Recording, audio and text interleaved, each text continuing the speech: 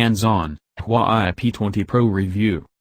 The year of the notch continues, with the Huawei P20 Pro the latest flagship device to sport one, although to distract from its adopting the design now synonymous with Apple's iPhone X, Huawei is focusing on the P20 Pro's rear camera prowess.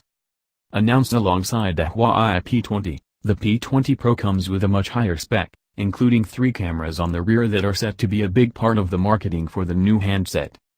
Huawei P20 Pro release date and price. Pricing and release date details for the Huawei P20 Pro are currently unclear.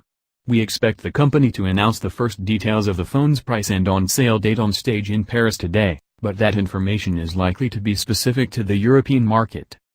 We know the phone is set to launch in the UK, but we wouldn't expect it to come to the US considering Huawei doesn't usually release its phones there.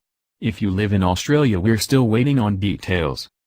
Design and display.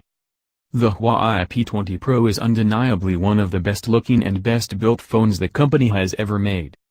Unlike the Huawei P10 Plus, the P20 Pro features a glass back that sits comfortably in the hand. It has rounded edges on the rear so it nicely sits in your palm, and it feels like the optimum size for a smartphone. It's a touch bigger than the Huawei P20, but we found it easier to hold because of the curved rear and a smartly thought-out design.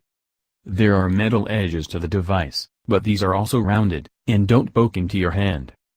Color options are black and midnight blue for the standard design, while there's a gradient finish on both the twilight and pink gold options. That's Huawei's name for the finish, which shows a spectrum of colors depending on what angle you're looking at the device from, and the lighting. The P20 Pro has a huge 6.1-inch 18:9 aspect ratio OLED display, but thanks to its almost bezel-less design it doesn't feel like a phone with that large a screen.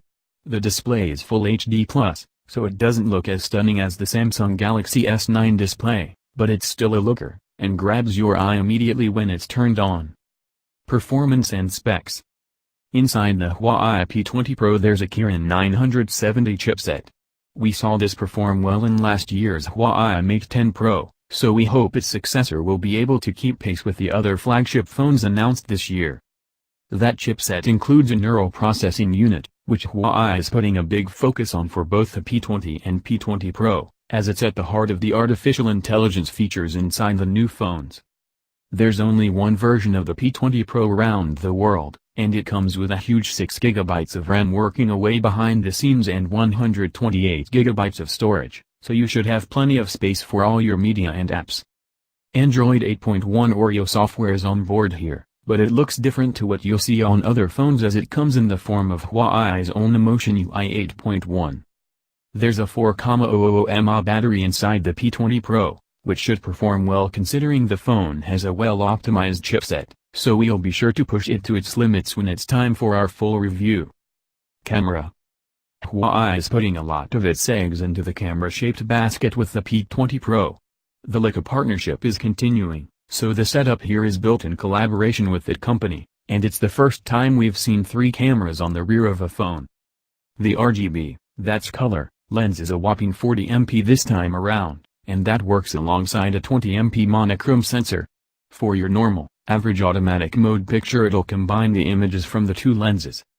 There's a huge 24 MP selfie shooter on the front of the phone, but we've not had much opportunity to play around with it yet to discover how it compares to other front-facing cameras.